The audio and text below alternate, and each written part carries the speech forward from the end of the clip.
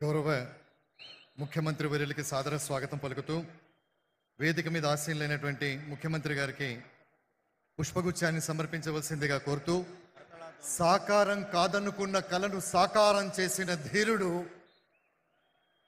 గౌరవ రేవంత్ రెడ్డి గారికి గట్టిగా ఒకసారి చప్పట్లతో హర్షధ్వనాలను తెలియచేయవలసిందిగా కోరుతున్నాం. ఇది రాష్ట్ర వ్యాప్తంగా ఉన్న దాదాపు 25,000 మంది ఉపాధ్యాయుల కరతాళ ధ్వనులు రాష్ట్రమంతా ప్రతిధ్వనించేలా కొట్టవలసిందిగా మీ అందరినీ కోరుతున్నా.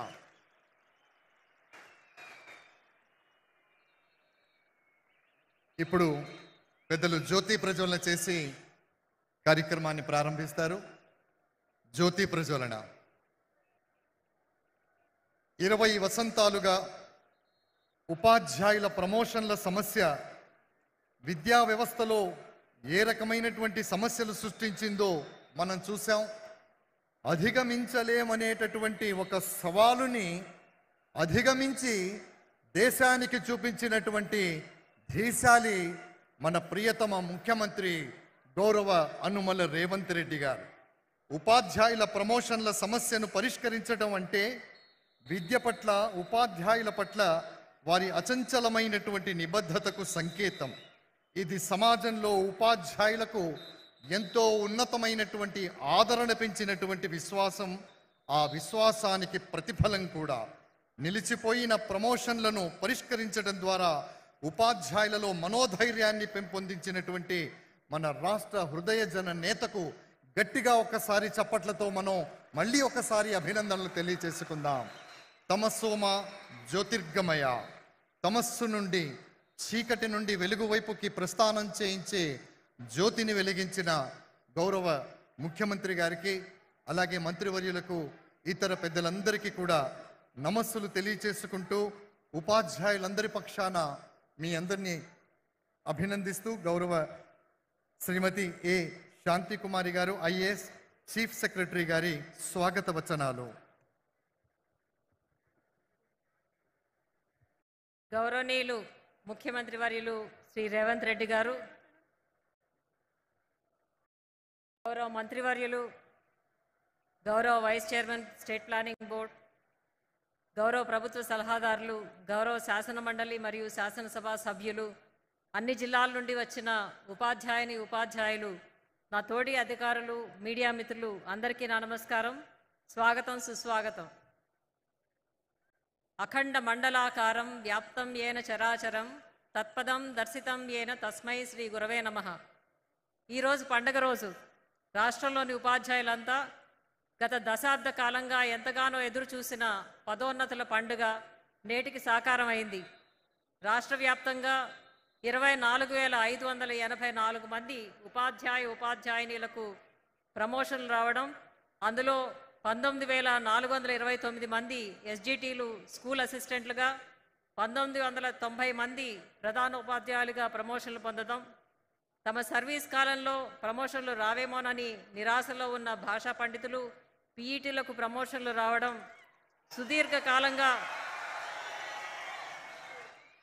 సుదీర్ఘకాలంగా ఉన్న వివాదాలకు ముగింపు రావడం ఎంతో సంతోషదాయకం. ప్రమోషన్లు అందుకున్న మీ అందరికీ నా శుభాకాంక్షలు. నూతన ప్రభుత్వం ఏర్పడగానే గౌరవ ముఖ్యమంత్రి వర్యులు విద్యాశాఖను స్వయంగా పర్యవేక్షిస్తూ విద్యారంగాన్ని బలోపేతం చేయడం కోసం అన్ని చర్యలు తీసుకున్నారు. అందులో కొన్ని ముఖ్యమైనవి: దీర్ఘకాలంగా ఖాళీగా ఉన్న 11,062 పోస్టులతో డిఎస్సి నోటిఫికేషన్ ఇవ్వడమే కాకుండా ప్రస్తుతం పరీక్షలు జరుగుతుండడం, అమ్మ ఆదర్శ పాఠశాలల పేరుతో మహిళా స్వయం సంఘాల భాగస్వామ్యంతో పాఠశాలలకు అవసరమైన రిపేర్లు, కనీస వసతులపై దృష్టి సారించటం, అలాగే పాఠశాల ప్రారంభ సమయానికి యూనిఫామ్లు, పుస్తకాలు, నోట్ పుస్తకాలు అందజేయడం, పాఠశాలల రూపురేఖలు మార్చి ఒక మంచి అభ్యాసన వాతావరణాన్ని ఏర్పరచడం జరిగింది. వీటితో పాటు ఇంటిగ్రేటెడ్ రెసిడెన్షియల్ స్కూల్ కాంప్లెక్స్ల ఏర్పాటు ఆలోచనతో విద్యారంగంలో ఒక పండుగ వాతావరణం, చైతన్యం వెలువరిస్తుంది. విద్యతో పాటు నైపుణ్యం కూడా ఉన్నప్పుడే యువత రాణించగలుగుతారని, మనకున్న అద్భుత మానవ వనరులకు గొప్ప అవకాశాలు కల్పించాలని నిన్ననే స్కిల్ యూనివర్సిటీకి మన ముఖ్యమంత్రి వర్యులు శంకుస్థాపన చేయడం శుభసూచకం. సమున్నత విద్యా ప్రమాణాలతో దేశంలోనే మన విద్యార్థులు అద్భుతాలు సృష్టించాలని, అందుకు దోహదపడే ఉపాధ్యాయులందరికీ అభినందనలు తెలియజేస్తూ మన మాజీ రాష్ట్రపతి అబ్దుల్ కలాం గారి మాటలతో ముగిస్తాను. ఈ ప్రపంచంలో ఎన్ని వందల వృత్తులున్నా వారందరినీ తయారు చేసే వృత్తి ఉపాధ్యాయ వృత్తి. అందుకే ఆ వృత్తి అంటే నాకు ఎంతో గౌరవం. జై హింద్. ఈ ప్రపంచంలో ఎంత గొప్ప వ్యక్తి అయినా వాడిని తయారు చేసేవాడు ఉపాధ్యాయుడు అన్న కలాం గారి ఉన్నతమైన మాటతో గౌరవ సిఎస్ గారు తమ సందేశాన్ని స్వాగత వచనాన్ని చేశారు. ఆచార్య కోదండరామ్ సార్ని మాట్లాడవలసిందిగా సాదరంగా స్వాగతిస్తున్నాం. Professor Kodandaram sir.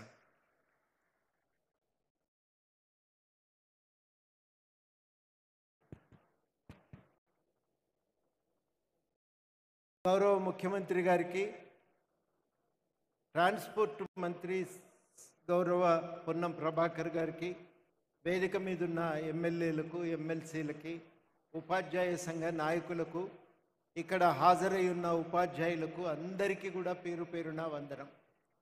ఇవాళ పొద్దున్నే మీరు అందరూ కష్టపడి స్కూలుకు పోతారు ప్రతిరోజు.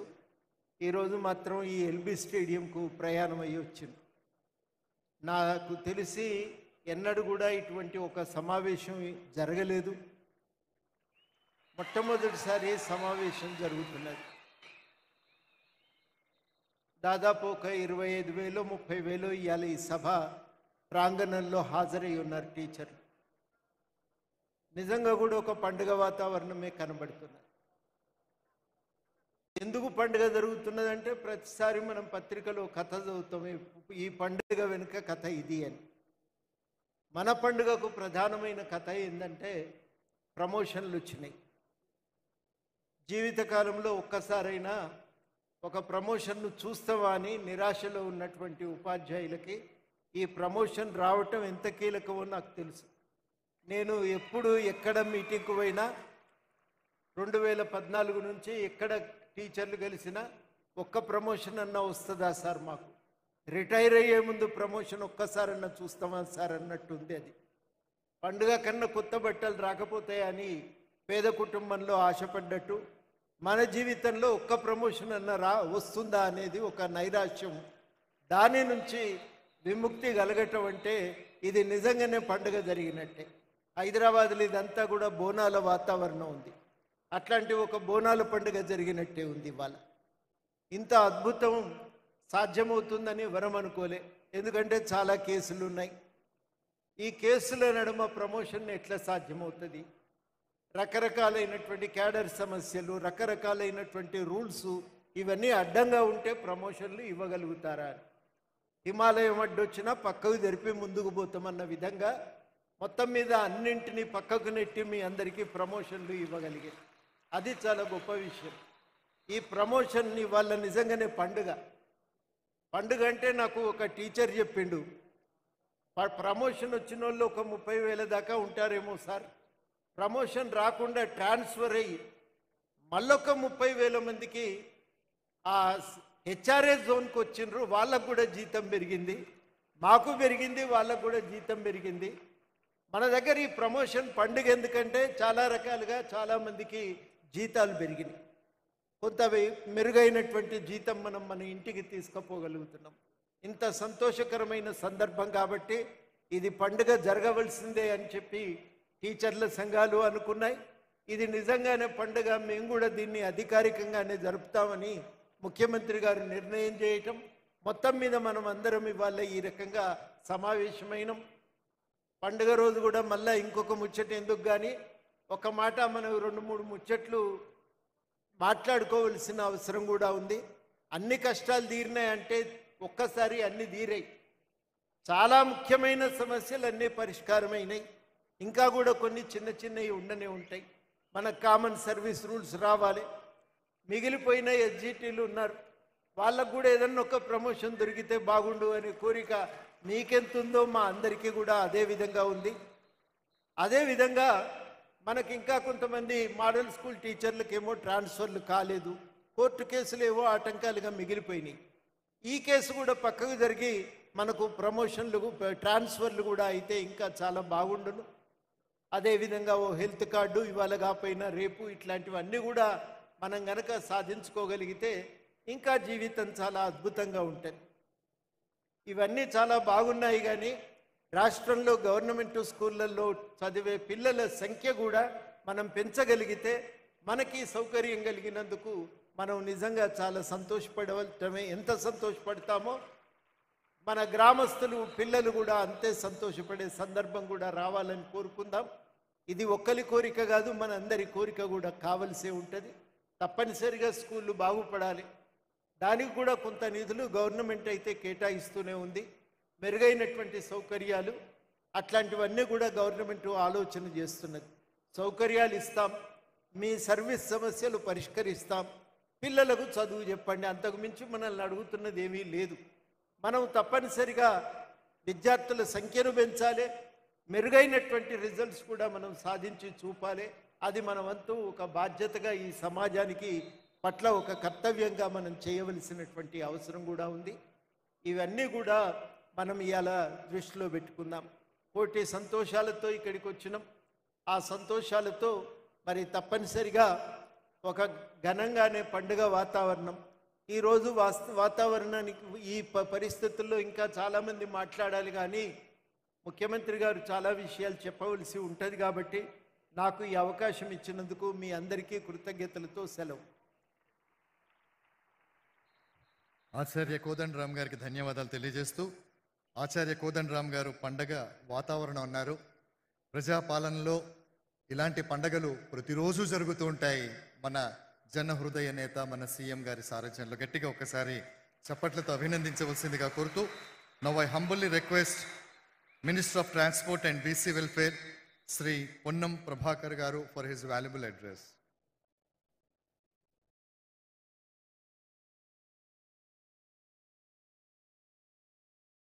దాదాపు దశాబ్ద కాలం తర్వాత ప్రమోషన్లు పొంది ఈనాడు మన గౌరవ ముఖ్యమంత్రి గారి ద్వారా ఈ రాష్ట్రంలో ఏర్పడ్డ ప్రజా పాలనలో సంతోషంగా జీవితంలో ప్రమోషన్ వస్తుందా రాదా అనుకునే పరిస్థితి నుంచి ఒక మెట్టెక్కి ఇక్కడికి ఇచ్చేసినటువంటి అధ్యాపక వర్గానికి అందరికీ హృదయపూర్వకంగా 2 చేతులు జోడించి నమస్కారం తెలియజేస్తా ఉన్నాను. ఈ కార్యక్రమానికి ముఖ్య బాధ్యులు రాష్ట్రంలో ప్రజాపాలన ఏర్పడ్డ తర్వాత ముఖ్యమంత్రిగా బాధ్యతలు చేపట్టినటువంటి గౌరవనీయులైనటువంటి ముఖ్యమంత్రి రేవంత్ రెడ్డి గారు మొదటి నుండి కూడా మొదటి క్యాబినెట్ కావచ్చు లేదా ఎక్కడ ఏ సమావేశం జరిగినా ఈ రాష్ట్రంలో విద్యా వ్యవస్థ బాగుపడాలి, పేదవాడు చదువుకునే విధంగా అవకాశం కలగాలి, అందుకు బాధ్యులైనటువంటి అధ్యాపక వర్గంలో ఉన్నటువంటి అసహనాన్ని తొలగించి వాళ్ళు సక్రమంగా విద్యా బోధన అందించగలగాలి అనేటువంటి ఆలోచనతో ఇవాళ ఈరోజు ఈ కార్యక్రమం తీసుకున్నారు. అనేక సందర్భాల వేదిక మీద అనేక ఉపాధ్యాయ సంఘ నాయకులు ఉన్నారు. గతంలో మీకు తెలుసు, ఎప్పుడు ఏ కార్యక్రమం తీసుకున్నా కోర్టులనో లేకపోతే ఇతరత్ర ఇబ్బందుల కార్యక్రమం జరుగుతూ ఉండే. కానీ ఇవాళ ఒక మంచి విధానంతో ఎక్కడ కూడా ఎటువంటి ఇబ్బంది లేకుండా అన్ని రకాల నియమ నిబంధనల మేరకు ఈ కార్యక్రమం జరిగితే అసలు ఎవరికి కూడా ఇతర డిపార్ట్మెంట్ల వాళ్లకు 25,000 ప్రమోషన్లు అయినాయా, 35,000 ట్రాన్స్ఫర్లు అయినాయా అని ఆశ్చర్యపోయే రీతిలో ఈ కార్యక్రమాన్ని నిర్వహించడానికి నాయకత్వం ఇచ్చినటువంటి గౌరవ ముఖ్యమంత్రి గారు ఒకసారి గట్టిగా చప్పట్లతో అభినందన తెలియాల్సిన సందర్భంగా కోరుతా ఉన్నా. తల్లిదండ్రులతో సమానంగా గౌరవింపబడే మీరు, ఆచార్య దేవోభవాన్ని గౌరవింపబడే మీరు ఈరోజు ఈ ప్రభుత్వానికి అన్ని రకాలుగా సహకరించాలని విజ్ఞప్తి చేస్తా ఉన్నా. ఒక విద్యార్థి నాయకుడిగా విద్యా దశ లోపల ఏ విధమైనటువంటి సమస్యలు ఉంటుండేనో తెలుసు. గౌరవ ముఖ్యమంత్రి గారు కానీ ఈరోజు ప్రభుత్వంలోని పెద్దలందరూ కూడా ప్రభుత్వ పాఠశాలలకు సంబంధించిన ఉత్పత్తి అయినటువంటి వాళ్ళమే, ఎక్కడో కార్పొరేట్ పాఠశాలలో చదివిన వాళ్ళం కాదు. ఇవాళ సెలవులు వచ్చినా బళ్ళు తెరిచే లోపల ఈ రాష్ట్రంలో ఉన్నటువంటి 25,000 పాఠశాలలలో 11,000 కోట్లు ఖర్చు పెట్టి పాఠశాల మౌలిక సదుపాయాలను మెరుగుపరిచే నిర్ణయాన్ని తీసుకున్నటువంటి గౌరవ ముఖ్యమంత్రి గారి మరొకసారి ధన్యవాదాలు తెలియజేస్తా ఉన్నా. ఈరోజు ఎప్పుడు నిరంతరమే ప్రభుత్వ ఉద్యోగి, ప్రభుత్వము అంటే సమస్యలు 100% లేకుండా ఎవరు ఉండలేరు. సమస్యల పరిష్కారం ప్రభుత్వం బాధ్యత. కానీ నేను అందరినీ మిమ్మల్ని కోరుతా ఉన్నా, ఏ తల్లిదండ్రులతోటి గౌరవంగా ఇవాళ మిమ్మల్ని గౌరవిస్తారో ఆ కుటుంబంలో ఉండి వచ్చి చదువుకునే పిల్లలకు సంబంధించి మీరంతా శిక్షణ పొందినటువంటి వాళ్ళు, పోటీ పరీక్షల్లో నెగ్గి ఉద్యోగం సంపాదించిన వాళ్ళు ఈరోజు కార్పొరేట్ పాఠశాలల్లో సరి అయినటువంటి శిక్షణ లేక పోటీ పరీక్షల్లో లేకున్నప్పటికీ కూడా అక్కడ ఫలితాలు, అక్కడ అడ్మిషన్లకు సంబంధించి మొన్ననే పత్రికలో వచ్చింది, పోయిన సంవత్సరానికి ఈ సంవత్సరానికి 2 లక్షల విద్యార్థుల సంఖ్య తక్కువైందని. ఈరోజు మీ అందరూ కూడా దయచేసి రాబోయే విద్యా సంవత్సరానికి కానీ ఇప్పటి నుంచే ప్రతి ఒక్కరు కూడా నా పాఠశాల బాగుండాలి, నా పాఠశాలలో చదువుకున్న పిల్లవాడు అత్యున్నత స్థానానికి ఎదగాలనేటువంటి లక్ష్యంగా మంచి అయినా చెడైనా మీదే బాధ్యత.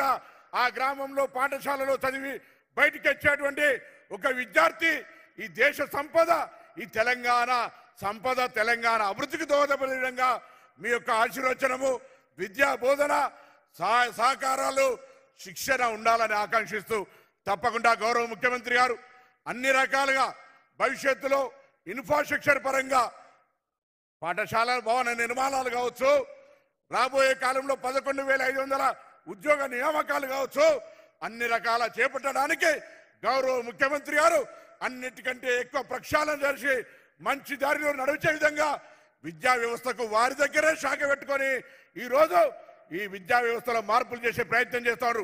ముఖ్యమంత్రి గారి లక్ష్యానికి అనుగుణంగా, ముఖ్యమంత్రి గారి ఆలోచనకు అనుగుణంగా దయచేసి మీరంతా కూడా ఈ తెలంగాణ అభివృద్ధిలో, ఈ ప్రజా పాలనలో మీరంతా భాగస్వాములై భవిష్యత్ తెలంగాణ నిర్మాణానికి సహకరించాలి. తెలంగాణ ఉద్యమంలో మీరంతా మీ బాధ్యతలు పాఠశాలలు బహిష్కరించి కావచ్చు, లేదా తెలంగాణ ఉపాధ్యాయ సంఘాల నాయకులుగా తెలంగాణ సాధన కోసం పోరాడి రానాడు. ఇది మన రాష్ట్రం. మన రాష్ట్రంలో మీ అందరి ఆకాంక్షలకు అనుగుణంగా మార్పు కోరుకొని ఏర్పడ్డ రాజ్యం. ఈ రాజ్యంలో ప్రజలు బాగుండాలి, విద్యార్థులు బాగా చదువుకోవాలనేటువంటి మాట కోరుతూ మరొక్కసారి నీలాగా, మీ అందరిలాగా విద్యార్థిగా, విద్యార్థి నాయకుడిగా ఈరోజు రాజకీయాల్లో మరి క్షేత్రస్థాయి నుంచి వచ్చినటువంటి వ్యక్తిగా మీ అందరు మరొక్కసారి ఆచార్య దేవోభావుని గౌరవిస్తూ నమస్కరిస్తూ రాబోయే తెలంగాణ నిర్మాణంలో మీ పాత్ర చాలా పెద్దగా ఉండాలని కోరుతూ అందరు నమస్కారం చెప్తూ సెలవు తీసుకుంటా ఉన్నాను.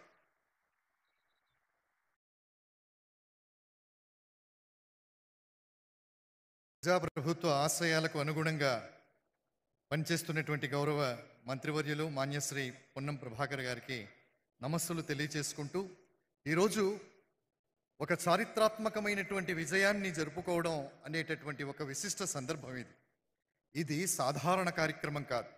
ఇది తెలంగాణ విద్యా ప్రయాణంలో ఒక మైలురాయి కాదు. ఇది దేశ విద్యా ప్రయాణంలోనే ఒక మైలురాయి. ఉపాధ్యాయుల హృదయాలలో ఎప్పటికీ చెదిరిపోని ఒక అందమైన అద్భుతమైన జ్ఞాపకం.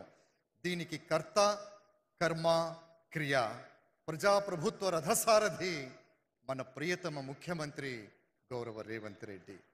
సాధారణంగా గౌరవ రేవంత్ రెడ్డి గారిని మాట్లాడవలసిందిగా స్వాగతిస్తున్నాం. మనమందరం లేచి నిలబడి ఒక standing ovation to our beloved leader Revanth Reddy.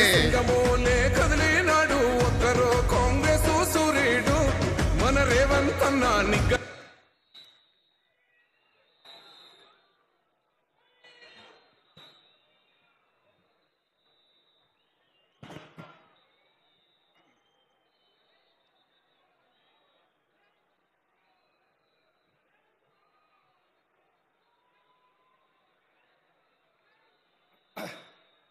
మిత్రులారా,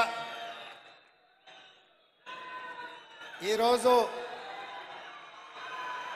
ప్రజాప్రభుత్వం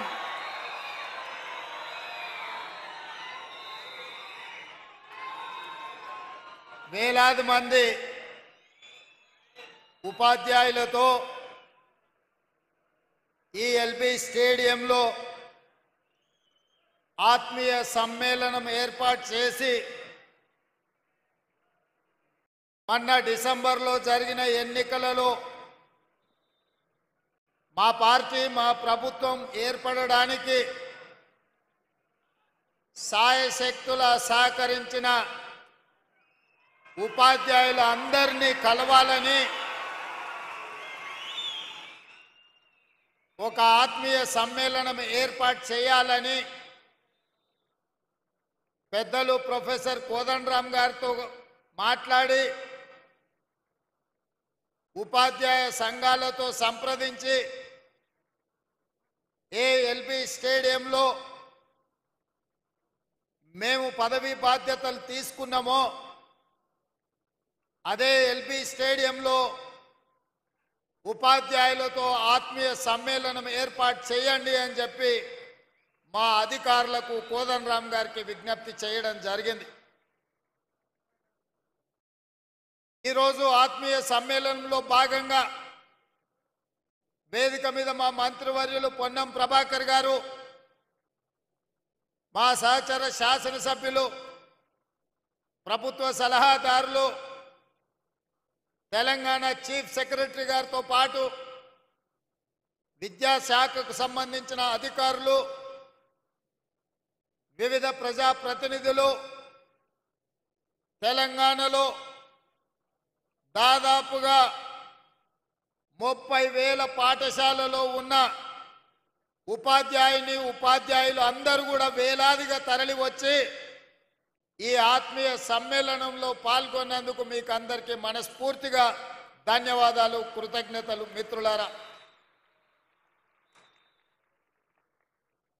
మిత్రులారా,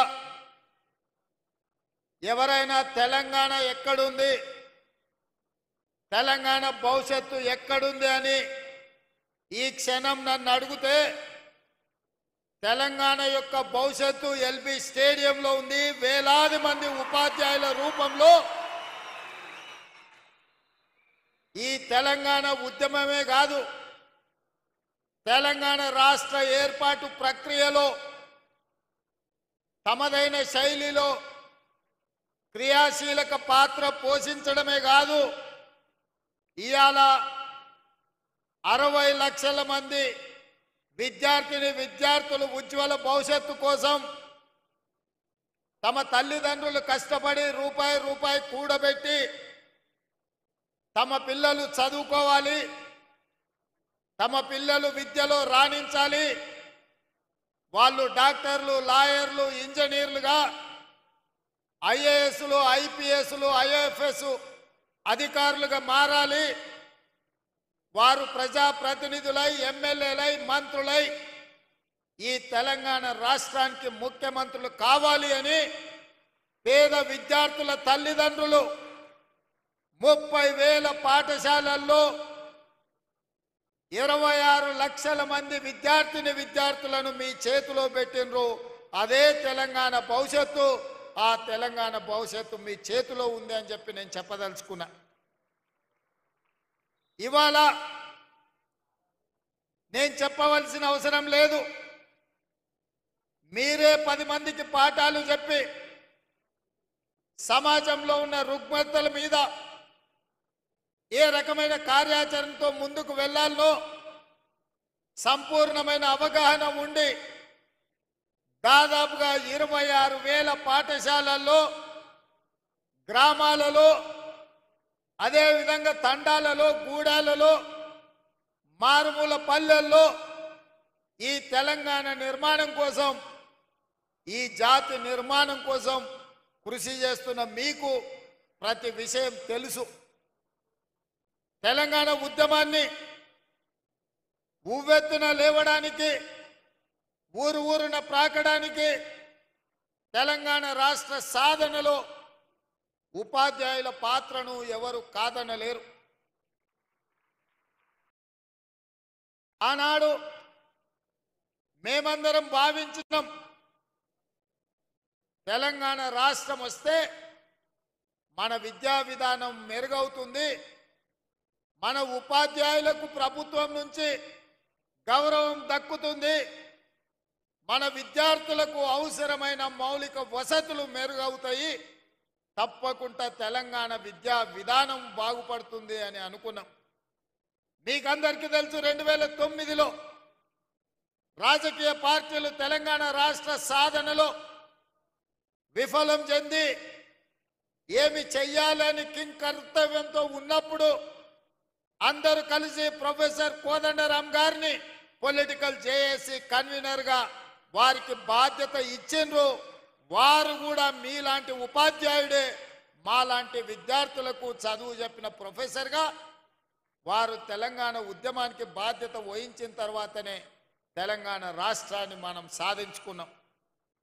సాధించుకున్న తెలంగాణ రాష్ట్రంలో కోదండరాం గారు లాంటి వాళ్లకు, చుక్కా రామయ్య గారు లాంటి వాళ్లకు, హరగోపాల్ గారు లాంటి వాళ్లకు, ఎంతో మంది విద్య నుంచి ఎంతో మందికి విద్య దానం చేసిన గొప్ప వ్యక్తులకు సంపూర్ణమైన గౌరవం దక్కుతుంది అని భావించినాం.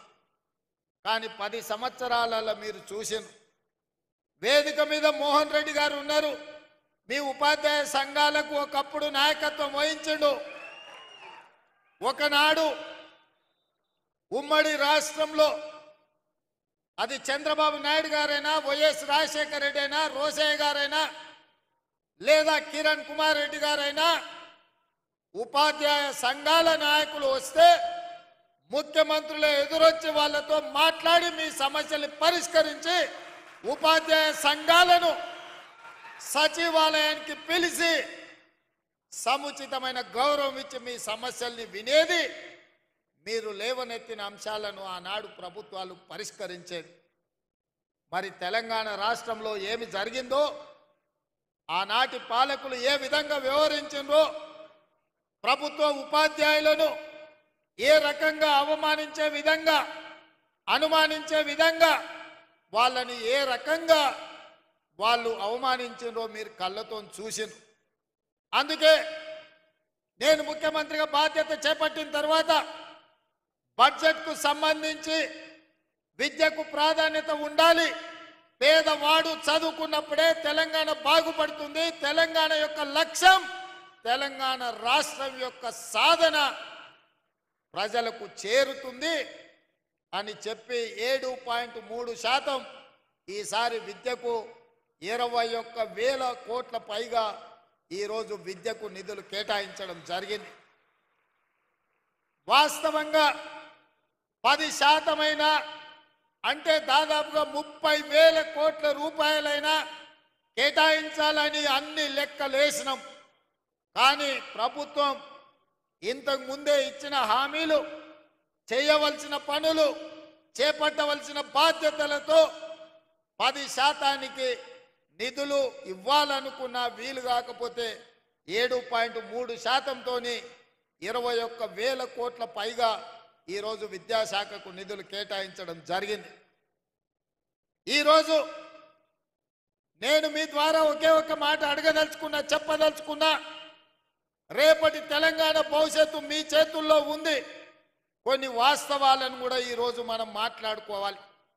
తెలంగాణ రాష్ట్రంలో 40,000 పైచిలకు పాఠశాలలుంటే ప్రభుత్వ ఆధీనంలో 30,000 పాఠశాలలు ప్రభుత్వ ఆధీనంలో ఉన్నాయి. 30,000 పాఠశాలలో 26 లక్షల మంది విద్యార్థులు ఉన్నారు. కానీ అదే ప్రైవేట్లో 10,000 పాఠశాలలుంటే 33 లక్షల మంది విద్యార్థులు ఈరోజు ప్రైవేట్ పాఠశాలల్లో చదువుకుంటున్నారు. నేను ఈరోజు ఈ ఆత్మీయ సమ్మేళనంలో మా ఉపాధ్యాయులను నేను ఒకటే అడుగుతున్నా. ప్రైవేటు పాఠశాలల్లో మీకంటే గొప్పగా చదువుకున్నోళ్ళు, మీకంటే ఎక్కువ చదువుకున్నోళ్ళు టీచర్లు ఉన్నారా? ఒక్కసారి ఆలోచన చేయండి. ఇవాళ మీలో ఎంఏ బిఎడ్ చదువుకున్నోళ్ళు, లేదా డాక్టరేట్లు చేసిన వాళ్ళు, ఉన్నత చదువులు చదువుకున్నోళ్ళు మీలో ఉన్నారు, ఉపాధ్యాయులుగా ఉన్నారు. కానీ అదే ప్రైవేట్ పాఠశాలల్లో ఇంటర్ పాస్ అయ్యో, డిగ్రీ ఫెయిల్ అయ్యో, మీలో సగం చదువు లేని వాళ్ళు ఇవాళ ప్రైవేట్ పాఠశాలల్లో పాఠాలు చెప్తున్నారు. మరి 10,000 పాఠశాలల్లో 33 లక్షల మంది విద్యార్థులు అక్కడుంటే 30,000 పాఠశాలల్లో 26 లక్షల మంది విద్యార్థులు ఇవాళ మన ప్రభుత్వ పాఠశాలల్లో ఉన్నారు. అంటే ఎక్కడో ఒక లోపం ఉన్నది. ఆ లోపం పాలకులైన మా వైపు నుంచి కూడా ఉండొచ్చు. నేను టీచర్లను బ్లేమ్ చేయదలుచుకోలేదు. ప్రభుత్వం సరైన విధంగా నిర్వహించకపోవడం, మౌలిక వసతులు ఏర్పాటు చేయకపోవడం, కనీసం పాఠశాలల్లో ఊడవడానికో తూడవడానికో, కనీసం టీచర్లకు తాగడానికి మంచినీళ్ళు ఇవ్వడానికి పారిశుద్ధ్య కార్మికులు లేకపోవడం కూడా కావచ్చు. ప్రభుత్వ పాఠశాలల గ్రామాలలో ఉండే ప్రజాప్రతినిధులు ఎండాకాలం సెలవులు వస్తే బర్ల కొట్టంగా మార్చి ప్రభుత్వ పాఠశాలల బర్రెల్ని కట్టేసే పరిస్థితులు కూడా గ్రామాలలో ఉన్నాయి. కనీసం ఆడపిల్లలు లేదా మహిళా టీచర్లు స్కూల్కి వస్తే పొద్దు నుంచి సాయంత్రం వరకు ఉంటే కనీసం టాయిలెట్స్ వసతి కూడా ప్రభుత్వాలు కల్పించకపోవడం కూడా ఒక కారణం అయి ఉండొచ్చు. ఇవాళ ఆడపిల్లలు చదువుకోవాలి అంటే మగపిల్లలకి ఏదైనా వెసులుబాటు ఉండొచ్చు, కానీ ఇవాళ ఆడబిడ్డలైన టీచర్లకు కానీ విద్యార్థులకు పాఠశాలల కనీస మౌలిక వసతులు లేకపోవడం కూడా ఒక కారణం అయి ఉండొచ్చని నేను ఈరోజు భావిస్తున్నా. కనీసం పాఠశాలల్లో టీచర్లకు మంచినీళ్ళు ఇవ్వడానికో పాఠశాలను ఊడవడానికో కూడా చిన్న చిన్న పారిశుద్ధ్య కార్మికులు లేకపోవడం కూడా ఇవాళ మనం ఆలోచన చేయాల్సిన అవసరం ఉన్నది మిత్రులారా. అందుకే ఈరోజు ఈ ప్రభుత్వం స్పష్టంగా పాఠాలు చెప్పే టీచర్లకు గత 10 సంవత్సరాలలో నాకు తెలిసి ఏనాడు కూడా మొదటి తారీఖు నాడు జీతాలు ఇచ్చిన సందర్భం లేదని నేను భావిస్తున్నా.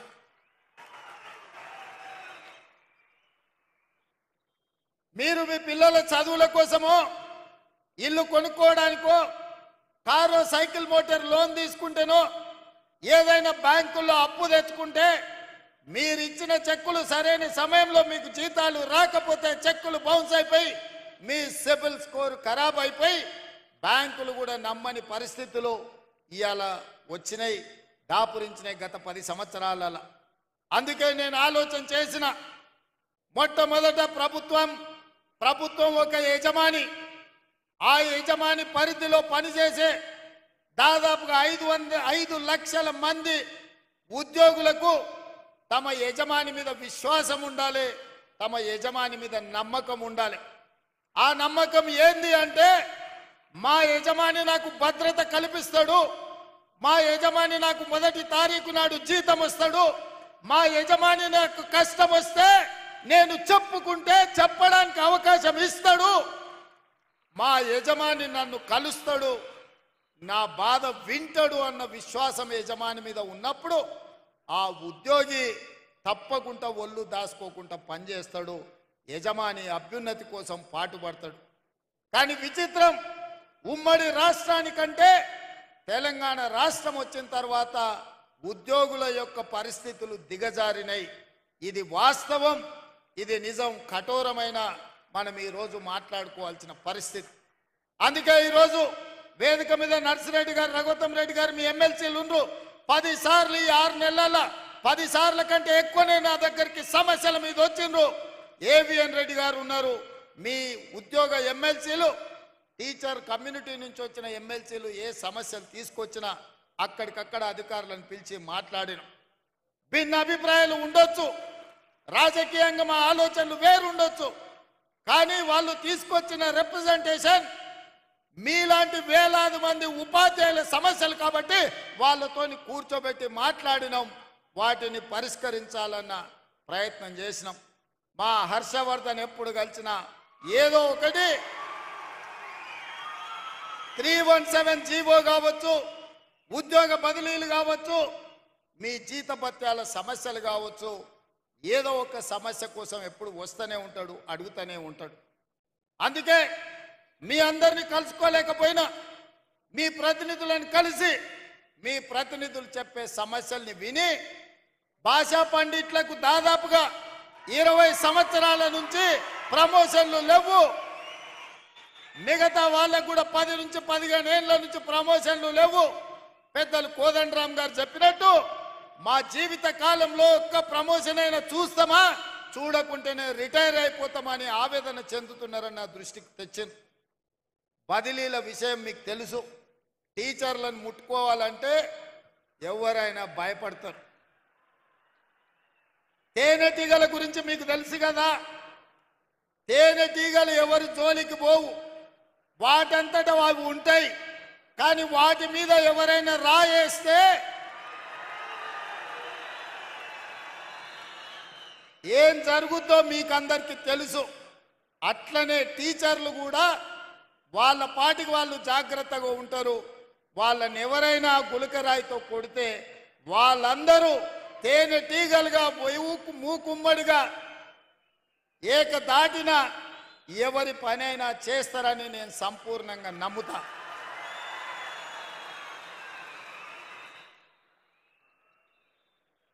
నన్ను చాలా మంది భయపెట్టిండ్రు టీచర్ల ప్రమోషన్ల విషయం ప్రస్తావించినప్పుడు. సార్ ఎవరి జోలికైనా పోవచ్చు కానీ టీచర్ల జోలికి పోకు సార్ అని అంటే నేను అన్నా. బదిలీల విషయం అప్పుడు కూడా అదే మాట చెప్పినారు. నేను ఒకే ఒక మాట చెప్పిన, మనకు స్వార్థం ఉంటేనో, మనకు వాళ్ళకి అన్యాయం చేయాలన్న ఆలోచన ఉంటేనో, వాళ్ళని నమ్మించి మోసం చేసేది ఉంటేనో వాళ్ళతో సమస్య వస్తుంది. 20 ఏళ్ల నుంచి అపరిష్కృతంగా ఉన్న సమస్యల్ని ప్రమోషన్లను ఇవ్వాలి, వాళ్ళ సమస్యల్ని పరిష్కరించాలి. ఏవైనా సమస్యల పరిష్కారంలో చిన్న చిన్న కొత్త సమస్యలు వస్తే ఈ ప్రభుత్వం సావధానంగా వింటుంది. ఈ ప్రభుత్వం ఆ సమస్యలను కూడా పరిష్కరిస్తుంది. నా చిత్తశుద్ధిలో, నా ప్రయత్నంలో లోపం లేనప్పుడు తప్పకుండా టీచర్లు అర్థం చేసుకుంటారు, ఆ టీచర్లు సహకరిస్తారని చెప్పిన. మా అధికారులను అందరినీ, బుర్రా వెంకటేశ్వరం గారిని, దేవసేన గారిని, మిగతా అధికారులందరినీ పిలిచి చెప్పిన, మీరు అందుబాటులో ఉండండి, ఎవరు వచ్చినా మాట్లాడండి, మనం ఏ మంచి లక్ష్యం కోసమో వాళ్ళ కోసమే చేస్తున్న ప్రయత్నాన్ని వాళ్ళకి వివరించండి అని చెప్పిన. ఆ ప్రయత్నం విజయవంతమైంది. ఇవాళ దాదాపుగా 24,000 మంది టీచర్లకు, అదేవిధంగా గురుకులాలతో మొదలు పెడితే 30,000 మంది టీచర్లకు పైగా ఈరోజు ప్రమోషన్లు ఇచ్చినాం. 35,000 మందికి పైగా బదిలీలు చేసినాం. అందుకే ధైర్యంగా ఈరోజు వేలాది మంది టీచర్ల మధ్యలో ఈ రాష్ట్ర ముఖ్యమంత్రిగా ఎల్బీ స్టేడియంలో మీ కుటుంబ సభ్యుడిగా మీ దగ్గరకు వచ్చి నిలబడి ప్రతి నెల 1వ తారీఖు నాడు మీకు మీ జీతం మీ ఖాతాలో పడే బాధ్యత నాది, ఈ ప్రభుత్వం మీకు అండగా ఉంటుందని చెప్పడానికే ఇక్కడికి రావడం జరిగింది. ఇదే కాదు, మీ మంచి కోసం, మీ ప్రమోషన్ల కోసం, మీ బదిలీల కోసం ఈ ప్రభుత్వం చిత్తశుద్ధితో పనిచేసింది. ఇంకేమైనా చిన్న చిన్న సమస్యలు ఉంటే మా దృష్టికి తీసుకురండి, తప్పకుండా వాటిని కూడా పరిష్కరిస్తామని చెప్పి నేను ఈ సందర్భంగా తెలియజేయదలుచుకున్నా. అందుకే మిత్రులారా, ఈ ఆత్మీయ సమ్మేళనంలో రాజకీయం లేదు. ఈ ఆత్మీయ సమ్మేళనంలో ఏ రకమైన ప్రయోజనం ఆశించలేదు. ఒకే ఒక్క ఆలోచన, ఆశ, మీ చేతుల్లో ఈ తెలంగాణ భవిష్యత్తు ఉంది.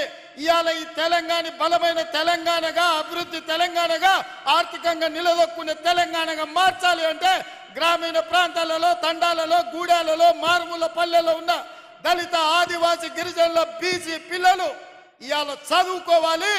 వాళ్లకు చదువు చెప్పి వాళ్ళని డాక్టర్లుగా, లాయర్లుగా, ఇంజనీర్లుగా, ఐఏఎస్, ఐపీఎస్లుగా తీర్చిదిద్దే బాధ్యత మీ మీద ఉంది. అందుకే ఈ తెలంగాణ భవిష్యత్తు మా చేతుల్లో కాదు, మీ చేతుల్లో ఉందని చెప్పడానికే నేను ఇవాళ ఈ సమావేశానికి ఏర్పాటు చేసిన. నిన్ననే అనుకుంటా, నిన్న కాదు మొన్న అసెంబ్లీలో ఒక ఆయన అంటుండే, నేను గుంటూరులో చదువుకున్నా, నేను పూనాలో చదువుకున్నా, నేను అమెరికాలో చదువుకున్నా, నాకు గొప్ప గొప్ప చదువు వచ్చు అని. మీరు ఆడ చదువుకున్నారు అన్న నెటకారం చేయబడి మీరు చూసి ఉంటారు టీవీలలో, అసెంబ్లీలో. అప్పుడు నేను లేచి నేను చెప్పిన, కొండారెడ్డిపల్లి ప్రైమరీ స్కూల్లో, గవర్నమెంట్ స్కూల్లో చదువుకున్నా అని చెప్పిన, తాండ్రా హై స్కూల్లో చదువుకున్నా అని చెప్పిన, వనపర్తి జిల్లా పరిషత్ హై స్కూల్లో, గవర్నమెంట్ జూనియర్ కాలేజీలో చదువుకున్నా అని చెప్పిన, ప్రభుత్వ పాఠశాలలో ప్రభుత్వ టీచర్లు చెప్పిన చదువు, ఆ చదువుతోనే ఇవాళ జిల్లా పరిషత్ మెంబర్గా, ఎమ్మెల్సీగా, ఎమ్మెల్యేగా, ఎంపీగా తెలంగాణ రాష్ట్రానికి ముఖ్యమంత్రి అయినా ప్రభుత్వ టీచర్లు చదువు చెప్తే నేర్చుకున్న నేను ఎవరికి తల వంచకుండా ఆత్మగౌరవంతో నిటారుగా నిలబడి ఇవాళ తెలంగాణ రాష్ట్రానికి ముఖ్యమంత్రి అయి, ఏ టీచర్లు, ఏ ప్రభుత్వ పాఠశాలలో పనిచేసే టీచర్లు మాకు చదువు చెప్తే మేము ఇంత ఎత్తు ఎదిగినామో, ఇవాళ టీచర్లను కలవడానికి ఆత్మీయ సమ్మేళనం ఏర్పాటు చేసిన అని చెప్పి ఆ సన్నాసికి చెప్పదలుచుకున్నా.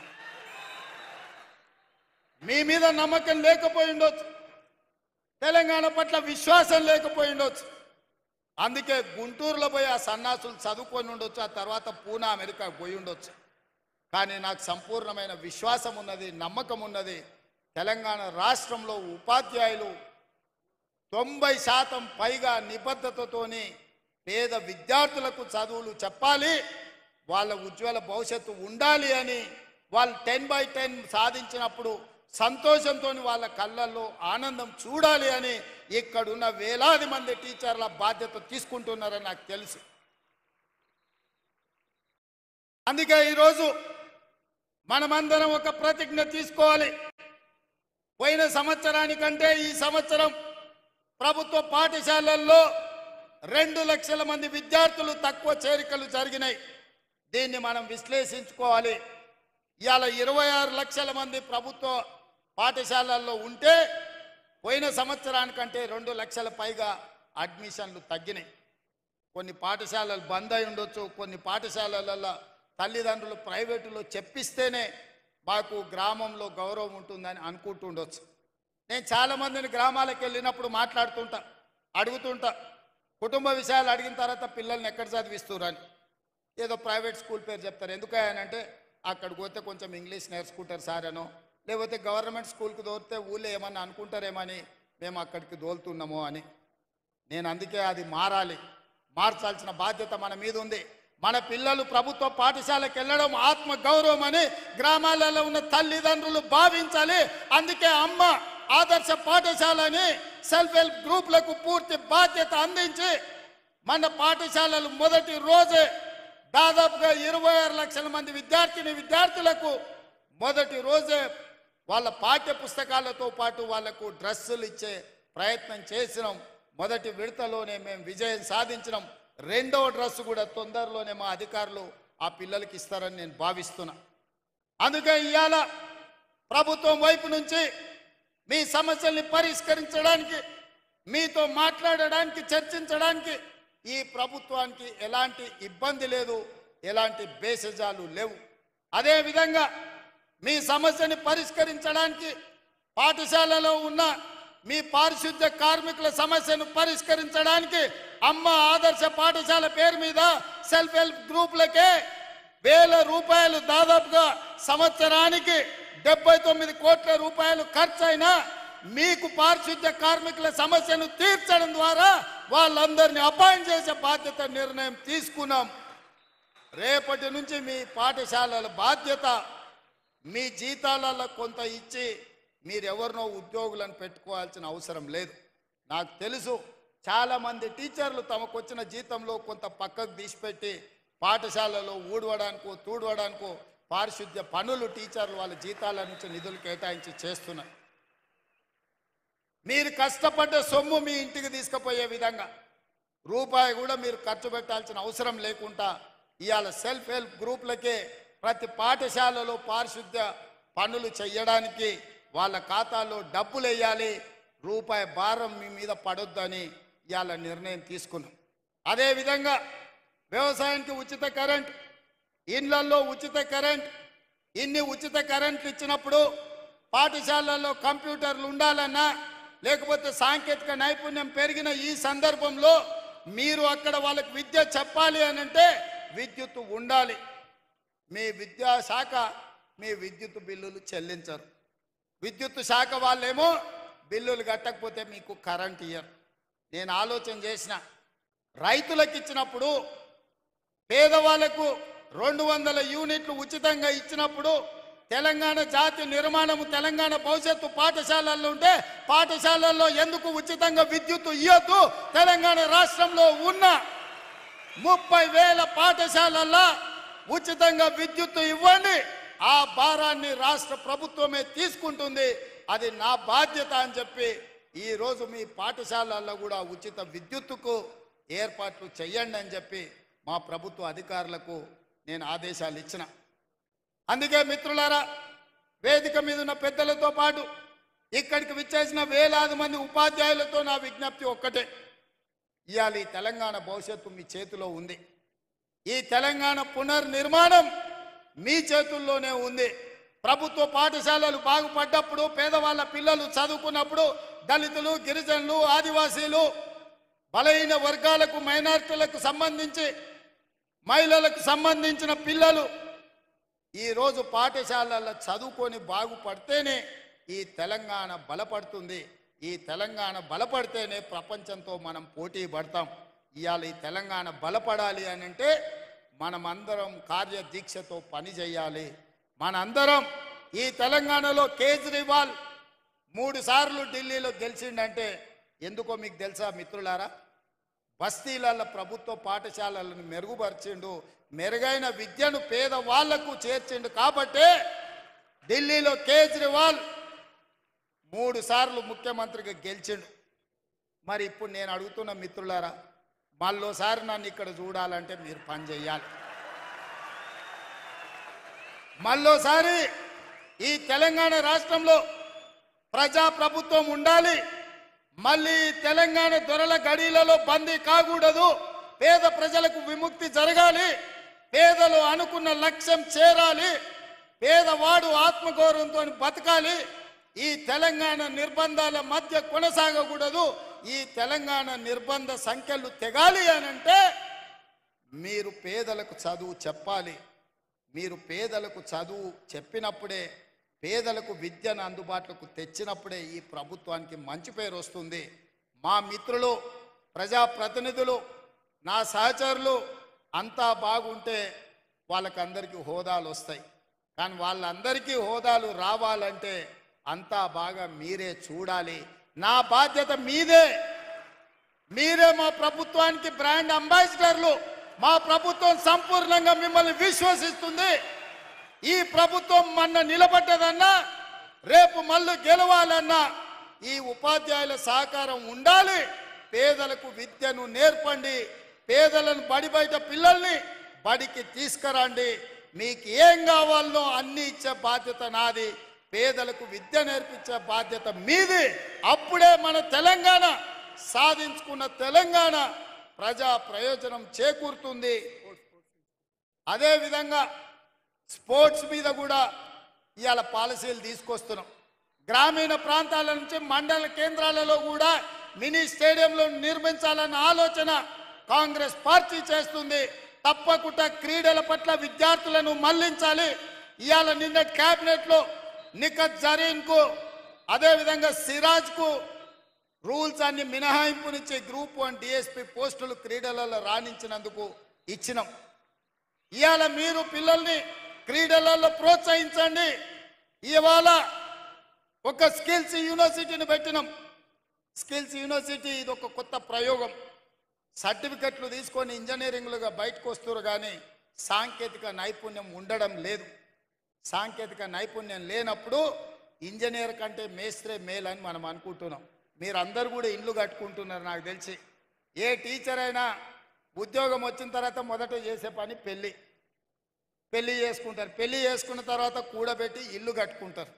టీచర్లు ఒక క్రమశిక్షణతోటి మొదట ఉద్యోగం కోసం కష్టపడతారు. ఉద్యోగం వచ్చిన తర్వాత జీవితంలో స్థిరపడాలి అని పెళ్లి చేసుకుంటున్నారు. పెళ్ళి అయిన తర్వాత భద్రత ఉండాలని ఇల్లు కట్టుకుంటున్నారు. మీరు ఇల్లు కట్టుకునేటప్పుడు చూసి ఉంటారు, ఇంజనీర్ల కంటే మేస్త్రీలే మెరుగ్గా కనిపిస్తున్నారు.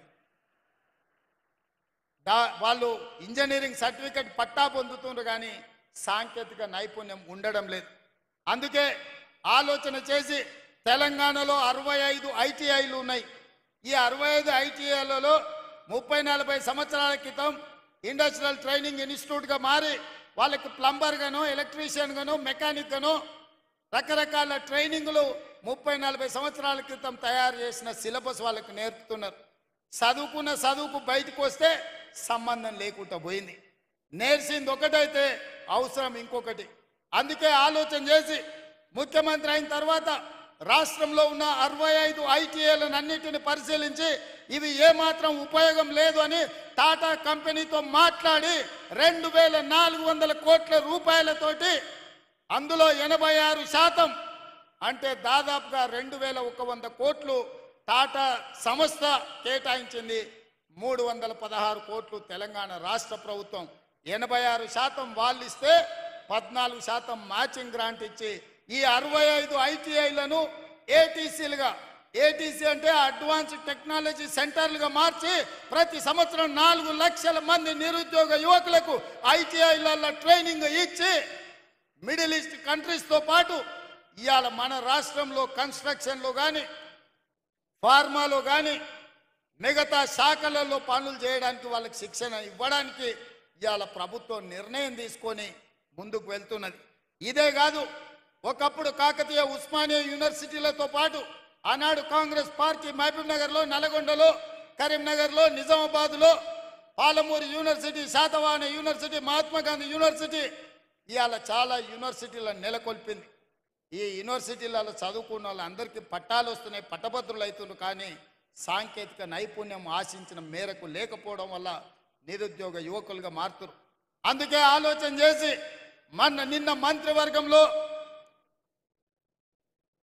నిన్న మంత్రివర్గంలో యంగ్ ఇండియా స్కిల్స్ యూనివర్సిటీ మొత్తం పీపీపీ మోడల్లో పబ్లిక్ ప్రైవేట్ పార్ట్నర్షిప్లో ప్రభుత్వం వైపు నుంచి సహకారాన్ని అందించి ఎప్పటికప్పుడు నూతన సిలబస్ని కార్పొరేట్ కంపెనీలను కూడా అందులో భాగస్వాములను చేసి డాక్టర్ రెడ్డి ల్యాబ్స్ నుంచి మొదలు పెడితే ఎస్బీఐ వరకు వివిధ రంగాల సంస్థలను పనిచేసే వాళ్ళని భాగస్వాములను చేసి సిలబస్ వాళ్ళే తయారు చేపిస్తారు, శిక్షణ వాళ్ళే ఇస్తారు. శిక్షణ పొందిన విద్యార్థులను వాళ్ళే వాళ్ళ సంస్థలలో ఉద్యోగాలు ఇచ్చే విధంగా వాళ్ళతోని ఒప్పందాలు చేసుకొని ముచ్చర్లలో 57 ఎకరాలల్లా 150 కోట్లతోని యంగ్ ఇండియా స్కిల్స్ యూనివర్సిటీని నిన్న ప్రారంభించుకున్నాం. రేపటి భవిష్యత్తు సాంకేతిక నైపుణ్యం ఉన్న వాళ్ళకే ఈ ప్రపంచంలో స్థానం ఉంటుంది. అందుకే ప్రతి సంవత్సరం 20,000 మందిని అక్కడ శిక్షణ ఇచ్చి ఫార్మా రంగంలో, హెల్త్ దాంట్లో, ఎడ్యుకేషన్ దాంట్లో, అదే విధంగా కన్స్ట్రక్షన్ సైడ్ ఇట్లా 17 విభాగాలలో శిక్షణని ఇవ్వాలి అని చెప్పి ఇవాళ ప్రభుత్వం నిర్ణయం తీసుకున్నది. మరి ఇవన్నీ జరగాలి, క్రీడల్లో రాణించాలి అని అంటే నెక్స్ట్ రాబోయే రోజుల్లో మనం స్పోర్ట్స్ పాలసీ చేస్తున్నాం.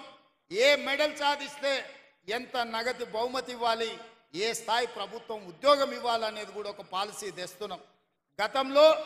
గత ప్రభుత్వం నచ్చితే నజరానా, నచ్చకపోతే జుర్మానా విధానం ఉండే. ఇప్పటి నుంచి అట్లా కాకుండా ఏ మెడల్ సాధిస్తే వాళ్ళకు ఎక్కడ ఉద్యోగాలలో రిజర్వేషన్ ఇవ్వాలి, వాళ్ళకు విద్యలో రిజర్వేషన్లు ఇవ్వాలి. ఒక కంప్లీట్ స్పోర్ట్స్ పాలసీని తీసుకొస్తున్నాం. కొత్త స్టేడియంలో నిర్మించాలని, పీపీపీ మోడల్లో స్పోర్ట్స్ను ప్రోత్సహించాలని ఇవాళ మన ప్రభుత్వం నిర్ణయం తీసుకున్నది.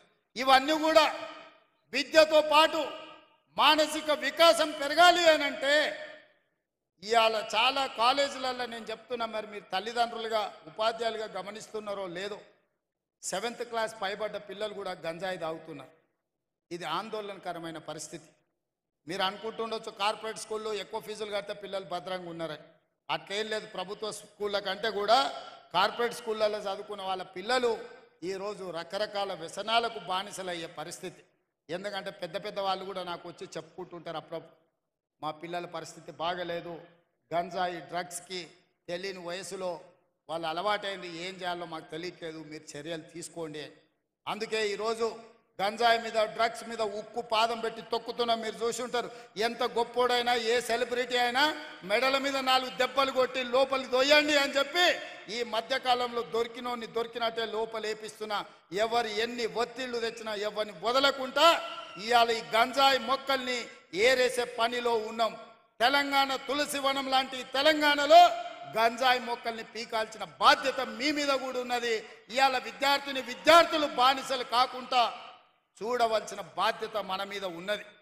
అందుకే ఈరోజు ఒక పక్కన స్పోర్ట్స్ని ఎంకరేజ్ చేస్తూ, ఒక పక్కన డ్రగ్స్, గంజాయి లాంటి వ్యసనాల నుంచి విద్యార్థులను బయటికి తీసుకొస్తూ వాళ్ళకు ఒక మంచి భవిష్యత్తు ఉండాలి అని అంటే మనం బాధ్యతాయుతంగా వ్యవహరించాలి. మన ప్రభుత్వ పాఠశాలల్ని మెరుగుపరచుకోవాల్సిన అవసరం మన మీద ఉన్నది. పాలకులుగా, ప్రభుత్వ పెద్దగా మీకేమున్నా నాకు చెప్పండి, వాటిని పరిష్కరించే బాధ్యత నాది. మీరు బాధ్యత తీసుకోండి. పేదవాళ్ళ పిల్లలకు చదువులు చెప్పని మీరు నేర్పించిన విద్యనే రేపు ఈ తెలంగాణ భవిష్యత్తుకు పునాదిగా మారుతుంది. ఇవాళ అమెరికాలో మన వాళ్ళు ఇంతమంది ఉన్నారంటే 90% ప్రభుత్వ పాఠశాలల్లో చదువుకున్నోళ్ళే. ఇవాళ ఈ రాష్ట్రాన్ని, దేశాన్ని పక్క రాష్ట్రాలకైన ముఖ్యమంత్రులు ఎవరైనా ఉండొచ్చు. అది చంద్రబాబు నాయుడు గారా, నరేంద్ర మోడీ గారా, వైఎస్ రాజశేఖర రెడ్డి గారా, లేకపోతే మీ సోదరుడు రేవంత్ రెడ్డి అయిన ప్రభుత్వ పాఠశాలల్లో చదువుకొనే ఈరోజు రాణించగలిగినాం. మరి రేపటి భవిష్యత్తుకు కూడా పునాదులు వేయాల్సిన బాధ్యత మీ మీద మా మీద ఉన్నదని నేను భావిస్తున్నా.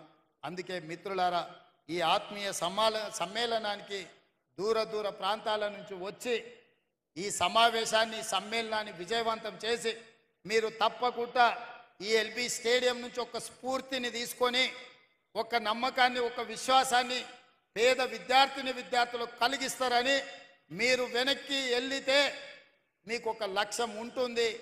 ఆ లక్ష్యం పేద పిల్లలకు విద్య నేర్పడమే. పేద పిల్లల్ని క్రీడాకారులుగా తీర్చిదిద్దడంగానే మీరు వెనక్కి వెళ్తారని నేను భావిస్తున్నా. మీరందరూ ఆ కార్యక్రమానికి మనమందరం అంకితం అవుదామా? అన్నోళ్ళందరూ చేతులు ఎత్తండి పైకి. అందరు చూస్తున్న వెనకాల అక్కడ పైన మా అక్కలు కొంతమంది చేతి ఎత్తున్నట్లేరు. నాకు ఇక్కడ లైవ్లో కనిపిస్తుంది ఆన్ స్క్రీన్ మీద వెనకాల ఉన్న వాళ్ళు కూడా. మీ అందరూ సిద్ధమేనా? తప్పకుండా మన స్కూళ్ళను మనం బాగుపరుచుకుందామా? మన పిల్లల భవిష్యత్తును మనం తీర్చిదిద్దుదామా? సిద్ధమా? ధన్యవాదాలు సోదరులారా.